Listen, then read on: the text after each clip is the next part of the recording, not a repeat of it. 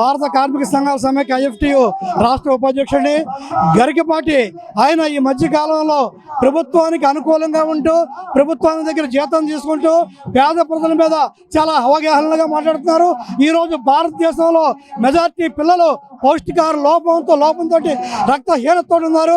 అటువంటి వారికి అనేక సంఘాలు పోరాటం చేసి సాధించుకున్నటువంటి ఆహారం ఏదైతే ఉందో ఆ ఆహారాన్ని రద్దు చేయాలని, కోడిగుడ్లు తినడం వల్ల పిల్లలు చదువుకోరు, వారు చెడు వ్యసనాలకి అలవాటు పడతారని చెప్పి ఈరోజు ఆయన చెప్పడం చాలా దుర్మార్గమైన చర్య.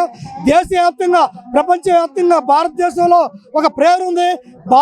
బాలబాలికలకు పౌష్టిక ఆహారం పెట్టి వారిని దేశ భావిభారతుల పరులుగా తీర్చిదిద్దుతున్నారని చెప్పి ఒక పేరుంది. ఆ పథకాలను ఎత్తివేయడం కోసం రాష్ట్ర ప్రభుత్వం ఒక కుట్రపూరితంగా ఇటువంటి వారిని అడ్డుపెట్టి ఇటువంటి ప్రకటనలు చేపిస్తుంది.